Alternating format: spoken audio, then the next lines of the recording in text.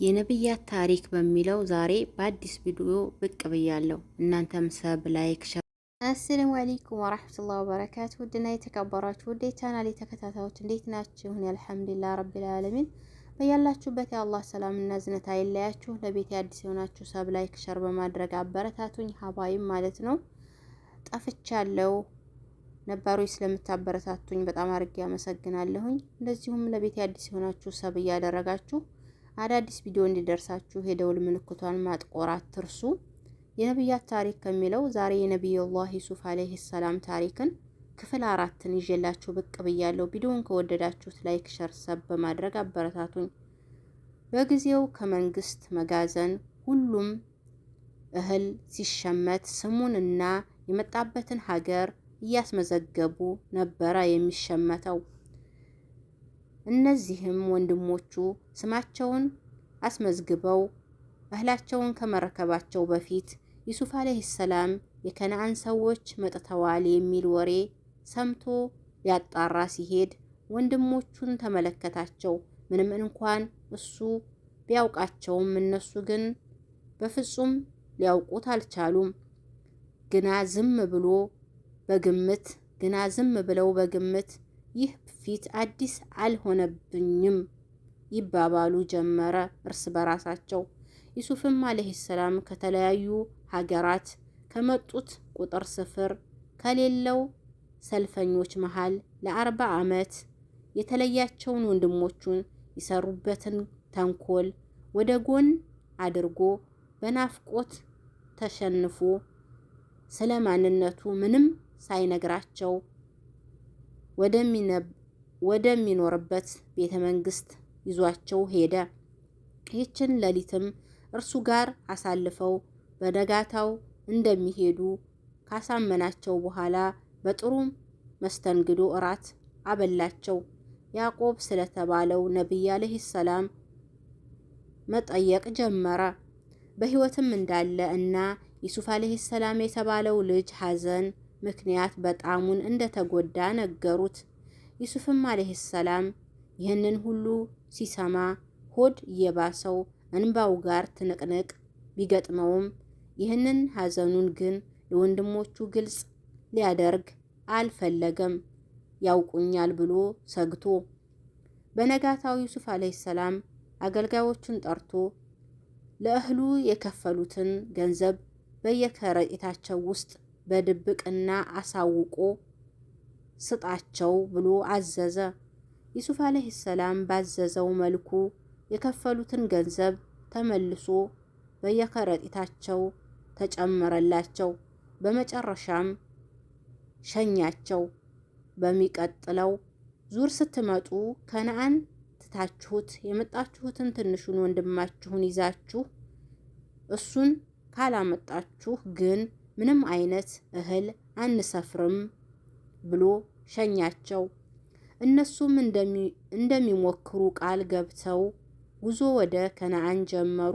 ረጅም ተጉዘው ከነዓንም ሲደርሱም በግብፅ ከተማ የገጠማቸውን ሁሉ ለአባታቸው ያዕቆብ አለይሂ ሰላም ተረኩለትና በቀጣይ ዙር ግን ታናሽ ወንድማቸውን ቢንያምን ካላመጡ ምንም አይነት ስፍር እንደማይሰፈርላቸው ነገሩት።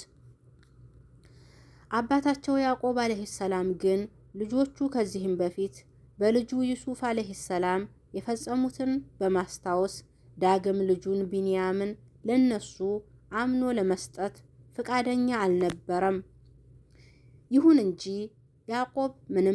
ያዕቆብ አለይሂ ሰላም ምንም እንኳን ወደ ውድ ልጁን ቢንያምን ካጠገቡ ማራቅ ቢከብደውም ከፊት ለፊቱ የተደቀነው ድርቅና ችግር ቢንያምን ወደ ግብፅ ለመላክ አስገድዶታል።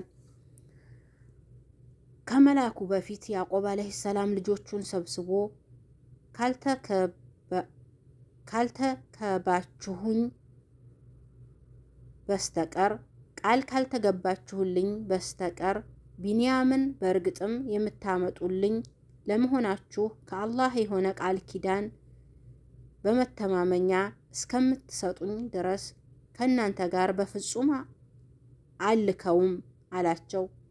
መተማመኛውንም ቃል ኪዳን በሰጡት ጊዜ አላህ በምንለው ነገር ላይ ምስክር ነው አላቸው።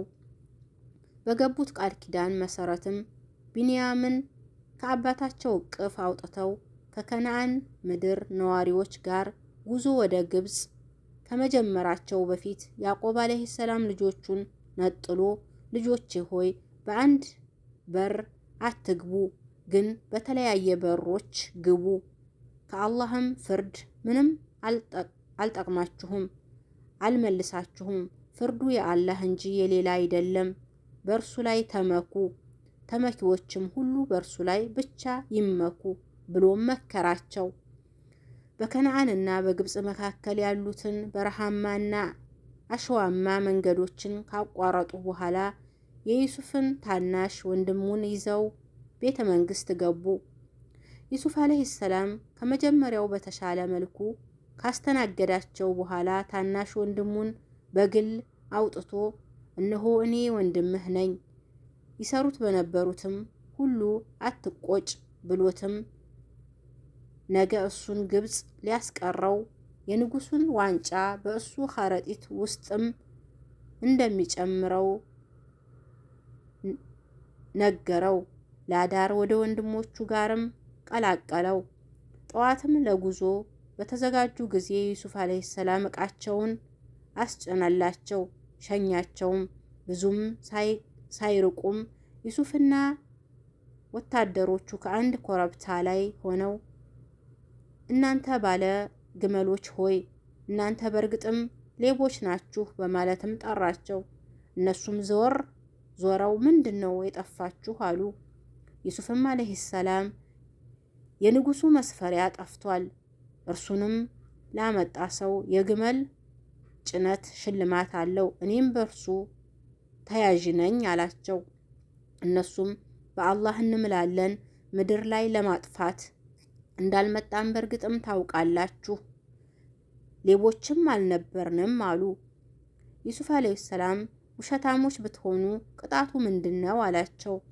እነሱም ቅጣቱ በያዕቆብ ሕግ ዕቃው በጓዙ ውስጥ የተገኘበት ሰው ራሱን አግላይ አድርጎ መውሰድ ነው፣ እርሱም ቅጣቱ ነው፣ እንደዚሁም በደለኞችን እንቀጣለን ብለው መለሱለት። ፍተሻው ከወንድሙ ዕቃ በፊት በዕቃቸው ተጀመረ። ከዚያም ዋንጫውን ከወንድሙ ዕቃ ውስጥ አወጣው። ሁሉም ደነገጡ፣ የሚሉት ጠፋባቸው። በዚህን አጋጣሚ ራሳቸውን ለማዳን እሱ ቢሰርቅ ምንም አይደንቅም፣ አንድ ታላቅ ወንድምም እንዲሁ ይሰርቅ ነበር አሉ። ዩሱፍም በውስጡ እናንተ ስራችሁ የከፋ ነው፣ አላህም በምትሉት ሁሉ አዋቂ ነው አለ። ከዚያም እነሱ ራሳቸውን በተስማሙት መሰረት ዕቃውን የሰረቀውን ቢንያምን ዩሱፍ እና ወታደሮቹ ይዘው ሊሄዱ ሲሉ አንተ የተከበርክ ሆይ ለእርሱ ለቢንያም በእርግጥም ትልቅ ሽማግሌ አባት አለው፣ ስለዚህ በእርሱ ፋንታ አንደኛችንን ያዝ፣ ይህንን ከፈጸምህ እኛ ከመልካም ሰሪዎች ሆነህ እናይሃለን አሉት። ዩሱፍ አለይሂ ሰላም ዕቃችንን እርሱ ዘንድ ካገኘነው ሰው ሌላ ሰው መያዝ በአላህ እንጠበቃለን፣ እኛ ያንን ከፈጸምን በእርግጥም በዳዮች ነን አለ። ዩሱፍንም ለምነው ተስፋ ሲቆርጡ ወደ ጎን ነጠል ብለው መመካከር ጀመሩ። በመሃልም ታላቅ ወንድማቸው አባታችሁ በእናንተ ላይ ከአላህ የሆነን መታመኛ ቃል ኪዳን በእርግጥም የያዘባችሁ መሆኑን ከዚህም በፊት በዩሱፍ ላይ ግፍ የሰራችሁትን አታውቁምን?